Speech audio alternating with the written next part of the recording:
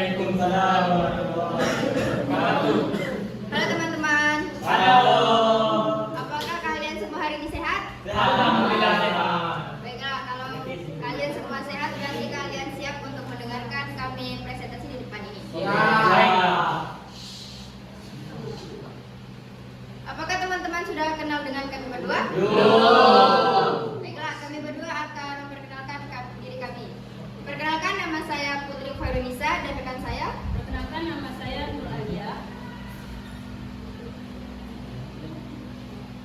Baiklah teman-teman, sebelum memulai presentasinya, kami di sini ingin mengajak teman-teman semua untuk bersolawat. Nah, selawat yang akan kami bawa itu adalah salawat badan. Untuk teman-teman semua dipersilakan untuk berdiri sejenak.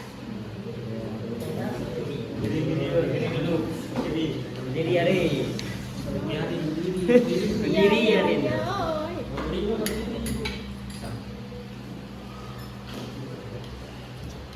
Agar sholawat kita kompak, dalam hitungan ketiga nanti kita mulai. 1, 2, 3.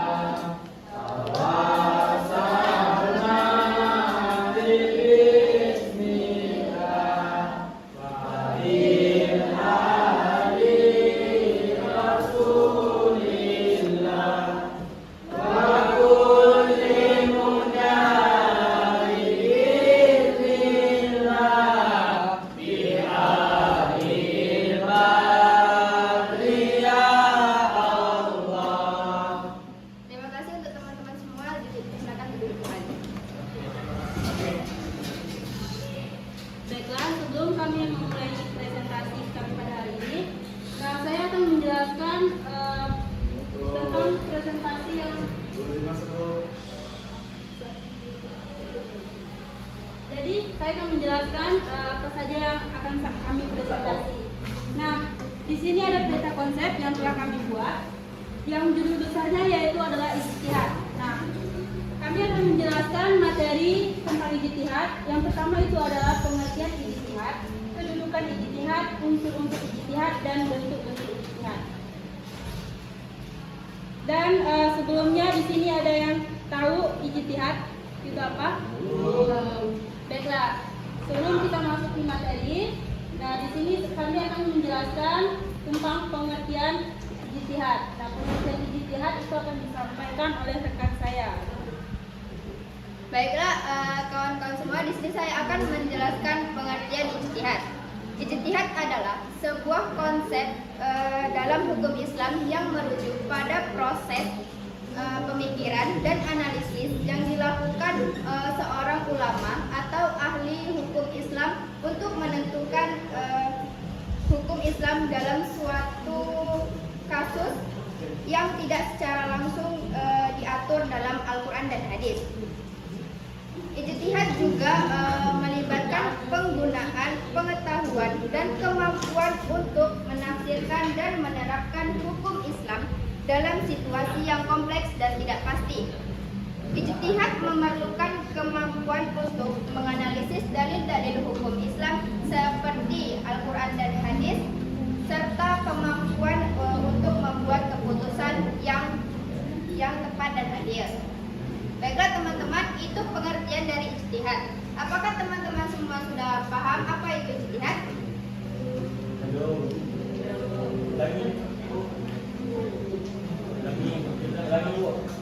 Baiklah, karena mungkin belum ada yang paham, jadi kita ulangi kembali apa itu pengertian ijtihad. Jadi, ijtihad adalah sebuah konsep dalam hukum Islam yang merujuk pada proses pemikiran dan analisis yang dilakukan oleh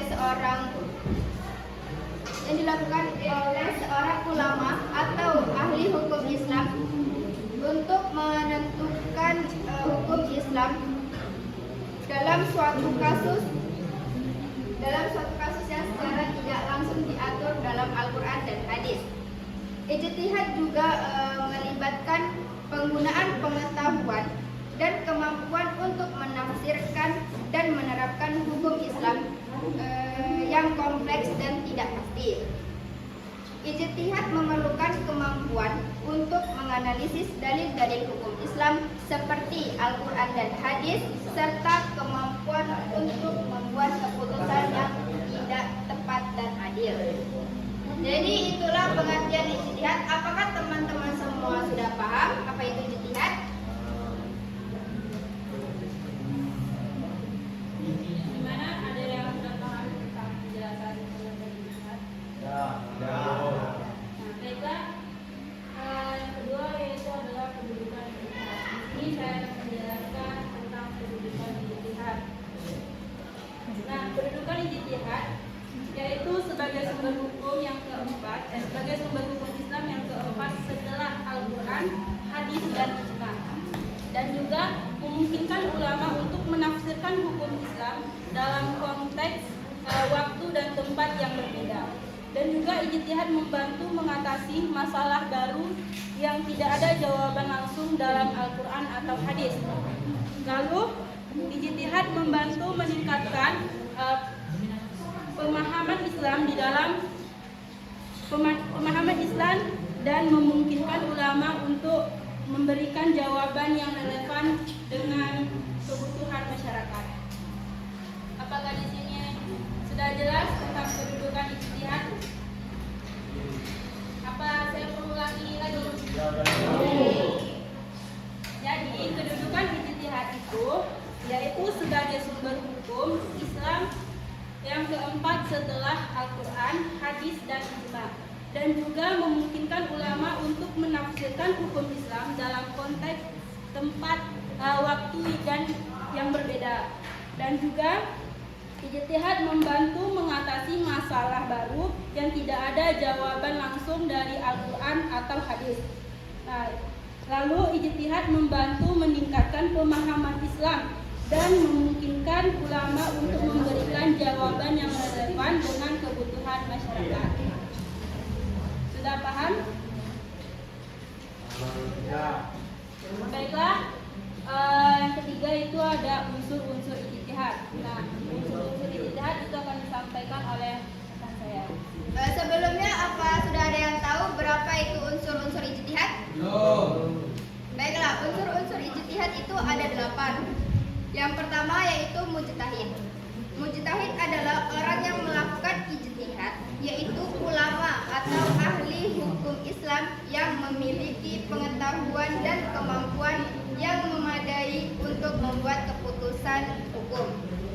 Dan yang kedua yaitu ada dalil. Dalil adalah sumber hukum Islam yang digunakan sebagai dasar untuk melakukan ijtihad, yaitu Al-Quran dan hadis. Yang ketiga ada analisis.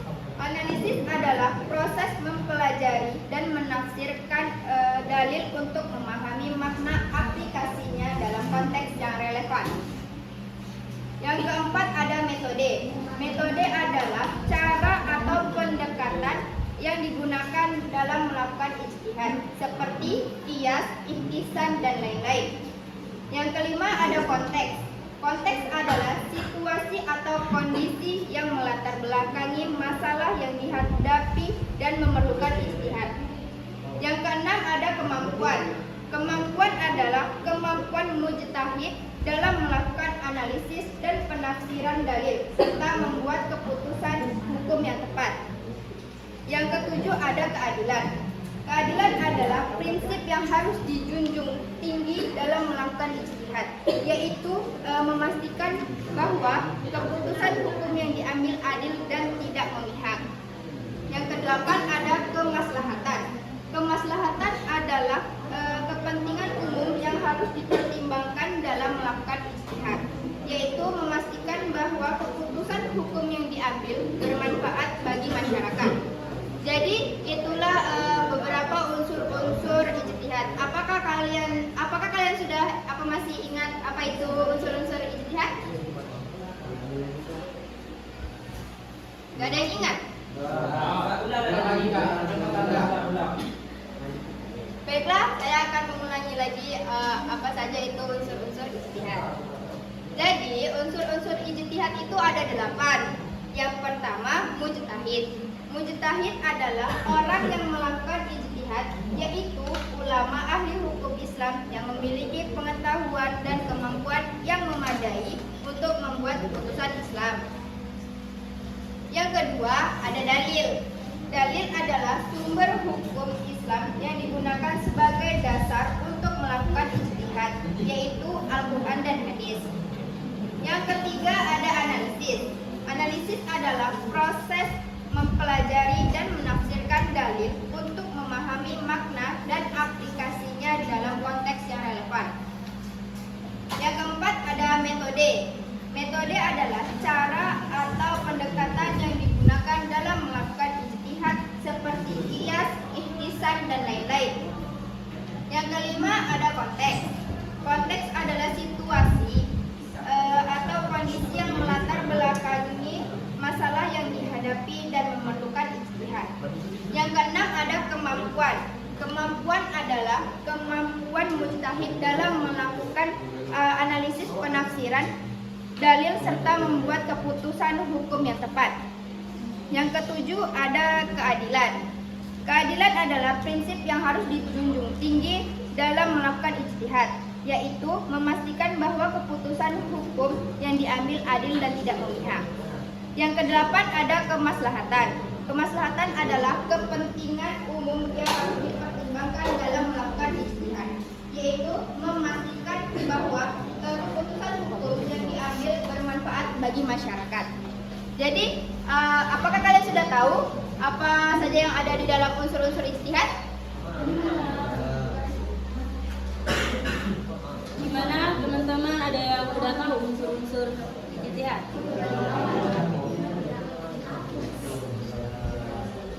Jadi gimana? Apa sudah ada yang tahu? Sudah. Kalau sudah, tolong sebutkan. Minimal 3 lah.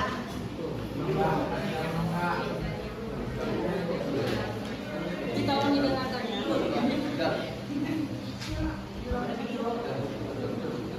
Baiklah, mungkin di sini tidak ada yang benar ada kan?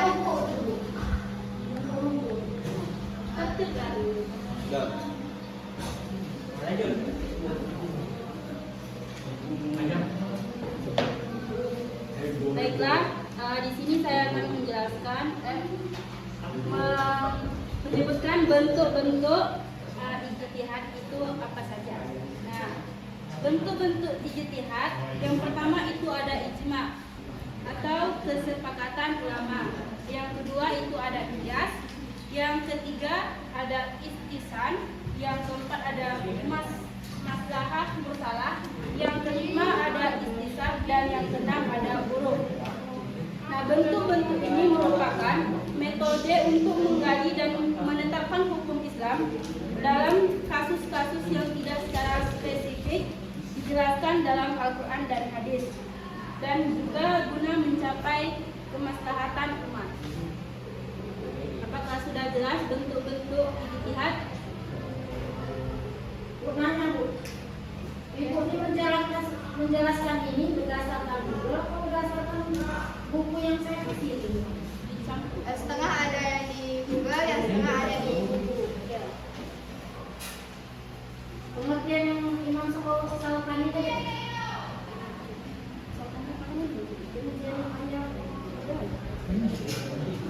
Syarat-syaratnya enggak ada.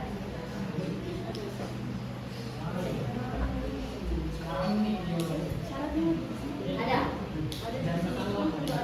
Iya, Tapi nanti mau jelaskan. Iya. Dasar hukumnya ada.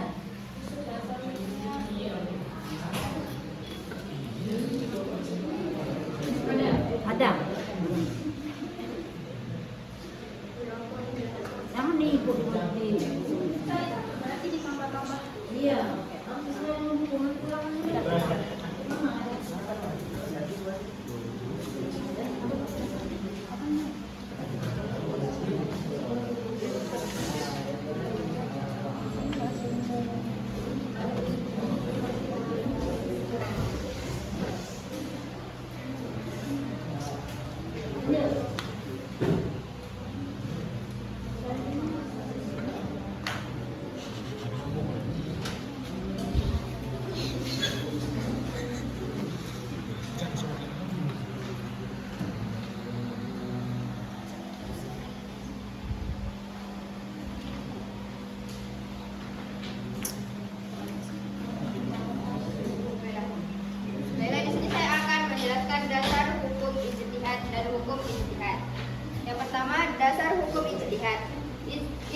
ijtihad dapat dipandang sebagai salah satu metode menggali sumber hukum Islam yang menjadi landasan hukum untuk melakukan ijtihad baik melalui dalil yang jelas maupun isyarat. Yang kedua itu hukum ijtihad. Secara umum, hukum ijtihad itu wajib bagi seorang yang sudah mencapai tingkat faqih atau mujtahid. Jika belum mencapai kedudukan faqih, maka dianjurkan bermazhab. Bertaklid kepada orang lain tidak diperbolehkan bagi seseorang yang sudah mencapai derajat mujtahid.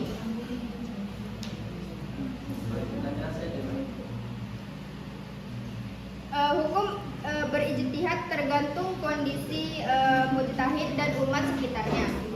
Yang pertama, apabila seorang faqih ditanya tentang hukum suatu kasus yang telah berlaku.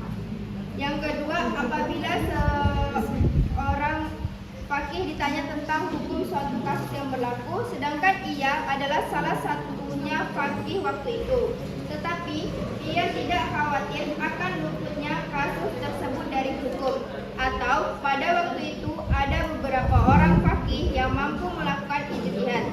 Hukum berijtihad bagi faqih tersebut adalah fardu kifayah.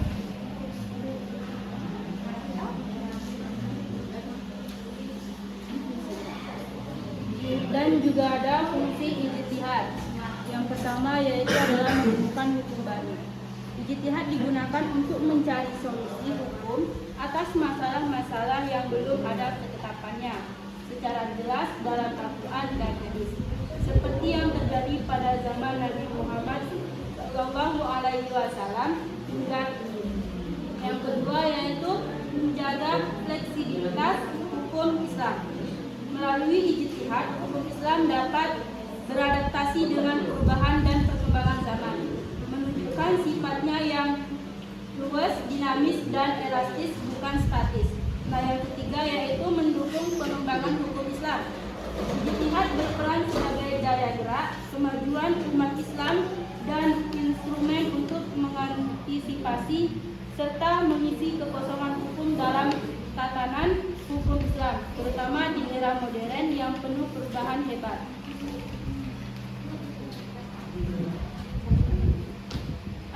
Syarat-syarat melakukan ijtihad yaitu yang pertama kompetensi keilmuan. Nah, ijtihad harus dilakukan oleh ulama atau ahli fikih yang kompeten dan memiliki kapasitas keilmuan yang mumpuni, bukan sembarang orang.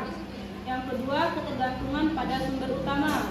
Meskipun sumber hukum keempat, ijtihad dilakukan dengan tetap berpegang teguh pada prinsip dan nilai-nilai yang terkandung dalam Al-Quran dan hadis. Yang ketiga, berpegang pada metode yang benar. Seorang mujtahid harus menggunakan berbagai metode seperti istisan dan kias untuk menemukan dan merumuskan hukum secara tepat.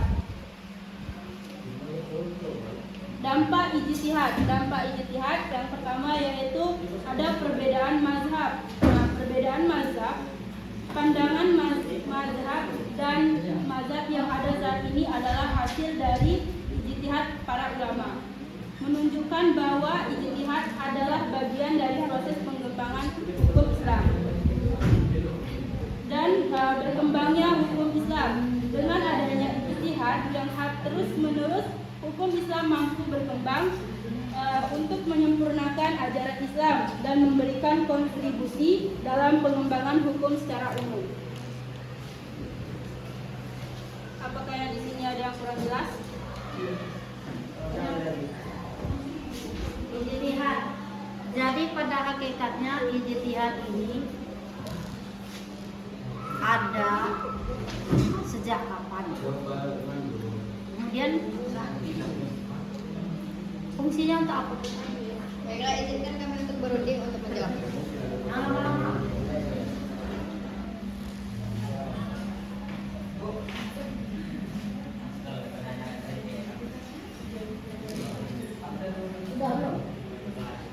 Bisa nggak ada bisa di sini.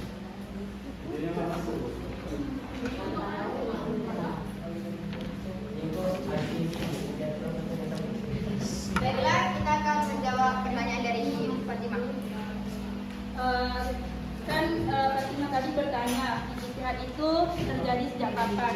Nah, ijtihad itu sudah terjadi pada zaman Nabi Muhammad SAW hingga sekarang. Dan fungsi ijtihad itu apa? Fungsinya itu yaitu menemukan hukum baru dan menjaga fleksibilitas hukum Islam dan mendukung pengembangan hukum Islam. Maksudnya apa? Yang mau menjelaskan itu apa? Apa itu? Yang fleksibilitas itu tuh yang kayak melalui ijtihad hukum Islam dapat beradaptasi dengan perubahan dan perkembangan zaman dan menunjukkan sifat yang dinamis dan elastis. Ijtihad ini dipakai dalam membahas apa? Membahas masalah Islam, Ya. seperti kasus-kasus Hukum Islam. Membahas hukum Islam yang bagaimana?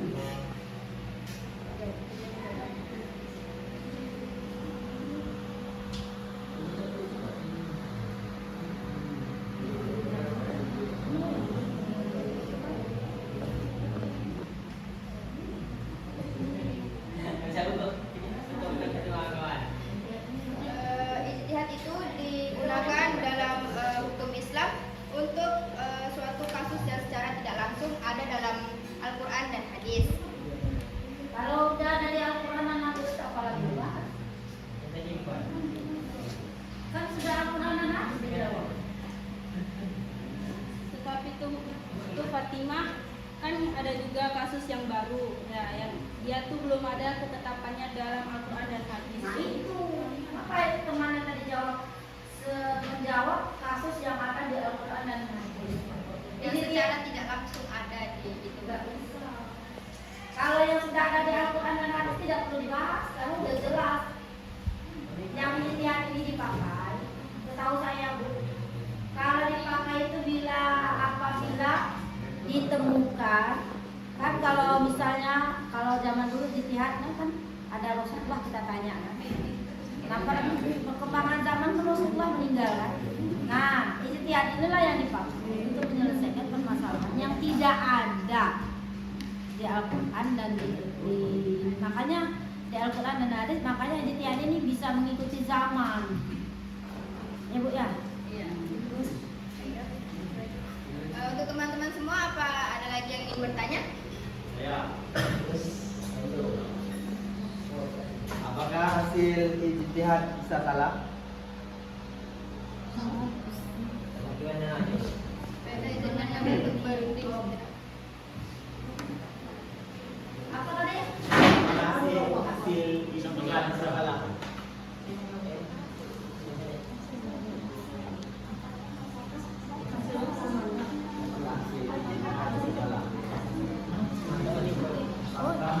Apakah hasil ijtihad itu bisa salah? Salah.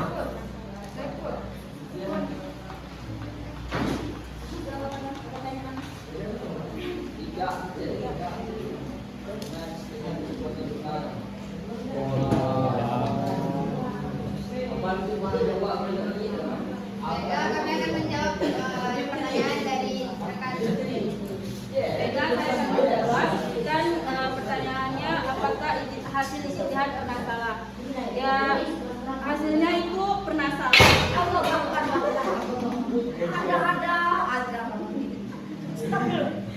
Baiklah, saya akan menjawab kan pertanyaan tadi, apakah hasil ijtihad itu pernah salah? Jawabannya pernah. Karena pernah salah itu mungkin yang mengajukan ijtihad itu mungkin belum memenuhi syarat melakukan ijtihad. Jadi agar tidak salah, syaratnya itu harus dilakukan oleh ulama atau ahli fikih yang berkuatan dan memiliki kapasitas keilmuan yang mumpuni, bukan sembarang orang. Jadi bagaimana? Setahu saya, ijtihad itu tidak boleh salah. Bukan pernah salah. Apakah tadi kan pertanyaan apakah ijtihad ini pernah salah? Ijtihad ini tidak boleh salah. Karena apa? Dia menggunakan metode atau cara menggunakan kias, menyamakan yang ada di Al-Quran dan Sunnah. Baru ijtihad ini kan bersungguh-sungguh. para ulama bersungguh-sungguh dalam menyelesaikan permasalahan yang belum ada hukumnya di Al-Quran dan di Sunnah. Nah, kalau di zaman Rasulullah, oke, langsung ditanya, langsung dijawab oleh Rasulullah. Itu berupa hadis. Nah, kalau ijtihad ini, apakah pernah salah? Jawabannya tadi, pernah salah. Ya.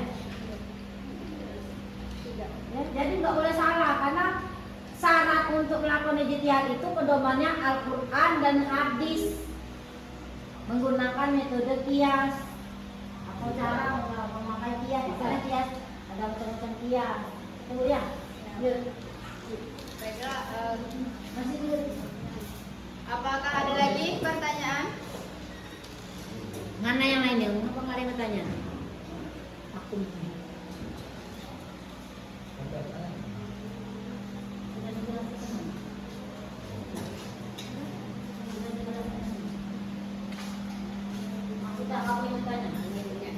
Baiklah, karena tidak ada yang bertanya, di sini kita akan memberikan pertanyaan untuk kalian semua.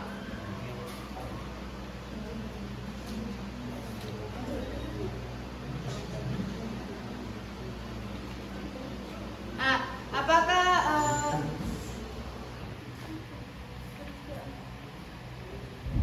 dari penjelasan kami tadi, kami akan memberikan pertanyaan.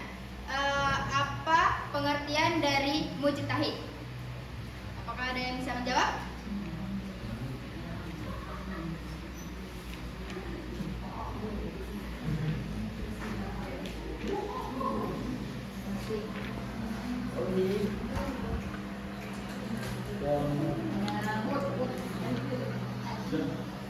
Baiklah, untuk Aidil, silakan jawab. Mujtahid adalah seorang ahli hukum fuqaha yang memiliki kemampuan untuk menggali dan menentukan hukum-hukum syariat secara langsung dari sumber-sumber utamanya yaitu Al-Quran dan As-Sunnah melalui metode ijtihad.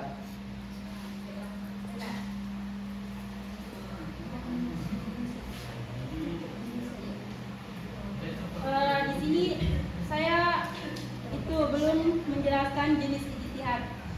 Nah, di sini saya akan menjelaskan jenis ijtihad. Jenis ijtihad itu dibagi berdasarkan dua perspektif, yaitu ada yang secara metode dan ada juga yang secara cakupan. Berdasarkan metode, ijtihad itu meliputi bayani seperti penjelasan teks dan kias dan juga istilahi atau istislahi. Nah, yang pertama itu ijtihad bayani. Nah, ijtihad bayani ini menjelaskan hukum dari teks-teks Al-Quran dan hadis, terutama ketika terdapat makna tersirat yang berbeda dengan makna literal.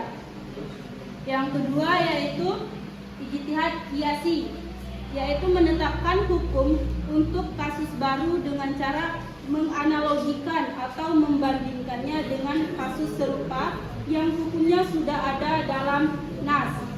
Yang ketiga yaitu ijtihad istilahi atau istislahi, yaitu menemukan hukum berdasarkan pertimbangan prinsip kemaslahatan manfaat umat meskipun tidak ada dalil spesifik dalam Al-Quran atau hadis.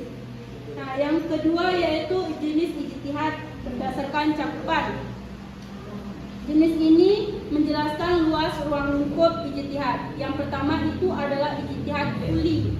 Nah, ijtihad yang dilakukan terhadap keseluruhan masalah hukum Islam seringkali dilakukan oleh para imam mazhab untuk membentuk sistem hukum yang komprehensif. Yang kedua yaitu ijtihad juz'i. Nah, ijtihad yang dilakukan untuk masalah-masalah tertentu atau kasus-kasus spesifik. Dan ini lebih umum dilakukan oleh ulama kontemporer untuk menjawab isu-isu baru. Itulah penjelasan dari rekan saya. Apakah masih ada pertanyaan lagi?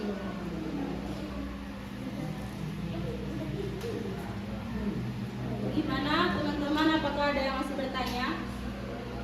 Baiklah, karena tidak ada yang lagi yang bertanya, sini kami akan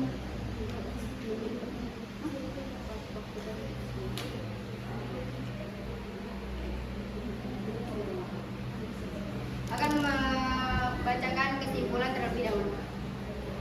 Jadi, kesimpulan ijtihad adalah sebuah proses intelektual dan usaha maksimal yang dilakukan oleh seorang ahli hukum Islam, mujtahid, untuk menggali dan menemukan hukum syariah dari sumber-sumber utama, Al-Quran dan hadis, guna memberikan solusi hukum bagi masalah-masalah baru atau yang tidak secara rinci dibahas dalam nas. Ijtihad berperan penting dalam menjembatani antara teks-teks agama yang fundamental dengan perkembangan zaman dan konteks sosial yang terus berubah, memastikan hukum Islam tetap relevan dan dapat diterapkan.